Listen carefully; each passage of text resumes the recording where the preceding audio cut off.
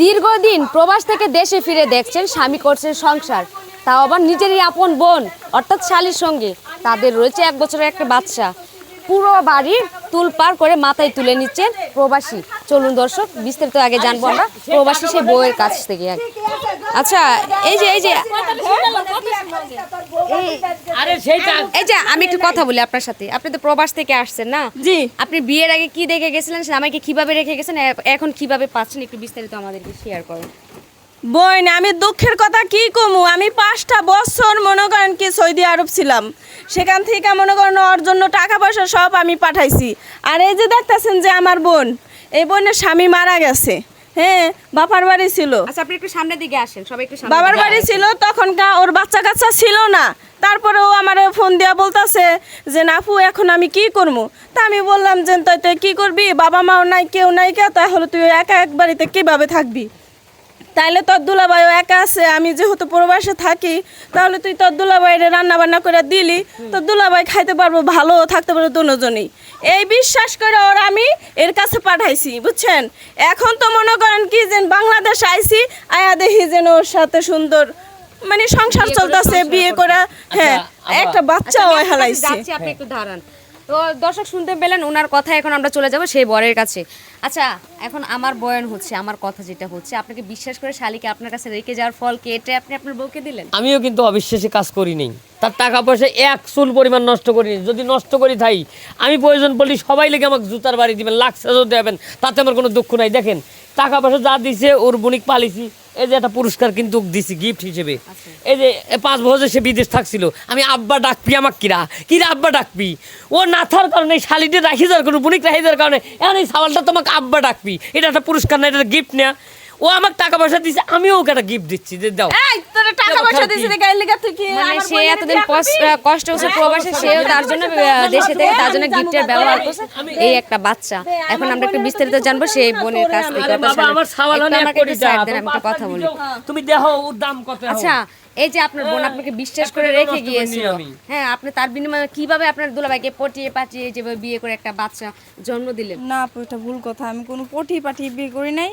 আমার বোন আমার এখানে রেখে গেছে, ঠিক আছে। তো আমরা 2 শালি দুলাভাই এখানে থাকতাম। এলাকার লোকজন অনেক বাজে কথা বলতো। আমরা 2 শালি দুলাভাই একলা একলা থাকি কিনা কি এই সেই। তারপর দুলাভাই না পাইরা আমার প্রস্তাব দেয় যে এলাকার মানুষজন খারাপ বলতেছে, তোমার বোন এখানে নাই।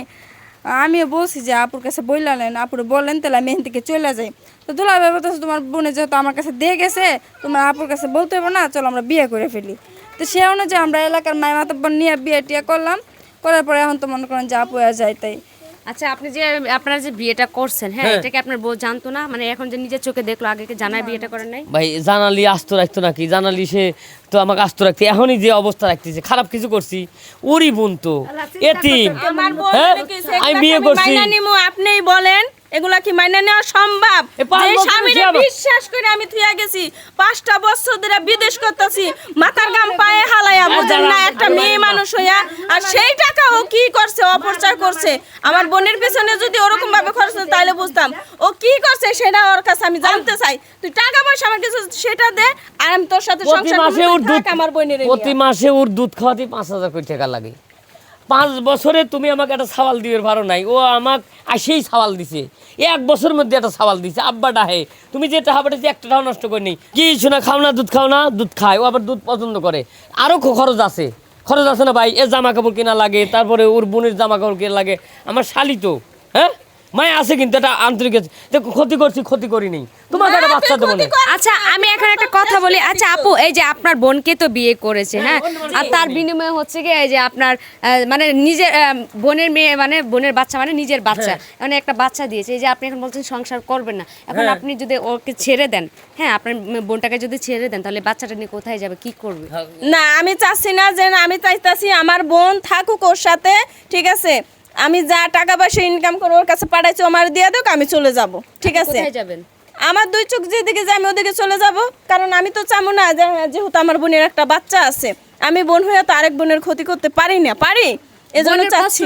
এখন আমার কথা হচ্ছে বোনের কষ্ট দেখে আপনি বোনকে এখানে আশ্রয় দিয়েছেন, এখন আবার যদি আপনি এইভাবে ফেলে চলে যান তাহলে তো সে আরো অসহায় হয়ে যাবে। না, এখন তার স্বামী আছে, ঠিক আছে। আমি আশ্রয় দিয়েছিলাম ভালো বুঝে যে থাক, যেহেতু আমার স্বামী দুই শালি দুলাভাই রান্না বান্না করবো, খাইবো, গল্প গুদাম করবো, কিন্তু তার মধ্যে যে এগুলো করবো সেটা আমি জানি না। আমার এই সংসার করা সম্ভব না, আমি এই সংসার করব না। আমার কথা শোনেন। চাপ দেওয়ার কারণে এই কাজটা হয়েছে। আচ্ছা আমার কথা শোনেন, করছো, তার টাকা ফেরত দেবো, সে যা দিছে ফেরত দেবো। আমাকে 12 বছর সময় দেওয়া লাগবে। আমার সালে বয়স 3 বছর, 15 বছর পরে বিয়ে দিলি ফেরে যৌতুক আইনি যে টিহা পাই দিয়ে দেবো। যাও কি আব্বা কি কও, এখন আমাকে এই কদিন সময় দেওয়া লাগবে, মাপ চাই আমি সবার কাছে। দর্শক, এই হলো আজকের আমাদের কাহিনী। এখন মূল কথা হচ্ছে বোন হয়ে কখনো এক বোনকে কেউ কষ্টের সাগরে ভাসিয়ে দেয় না, এটা হচ্ছে আমাদের বাঙালির রীতিনীতি। এখন এই যে বোনটা কষ্ট করবে বিদায়, বোনটাকে বিশ্বাস করে নিজের স্বামীর কাছে রেখে গিয়েছিল। এখন রেখে যাওয়ার মূল যে ফলাফল সেটা মানে আপনাদের চোখে দেখতে পেলেন। এখন যাই হোক, ওদেরকে কি বা দোষ দেবো? একটা বিবাহিত, একটা অবিবাহিত একটা নারী কখনো একটা ছেলের সাথে এভাবে এক ঘরে থাকতে পারে না। মানুষের নানান রকম কথাবার্তা বলে, তো সে যে কাজটা করেছে আমার বিবেক দিয়ে সে একটা ভালো কাজ করেছে, কিন্তু যে কাজটা সে ভালোর জন্য করেছে সেটাই তার জীবনের কাল হয়ে দাঁড়িয়েছে। তো আমরা যারা আছি অবশ্যই বিশ্বাসের মর্যাদা কখনো ভঙ্গ করব না, আর ভঙ্গ করার চেষ্টাও করব না। তো আশা করি আমাদের ভিডিওটা আপনাদের কাছে ভালো লাগছে।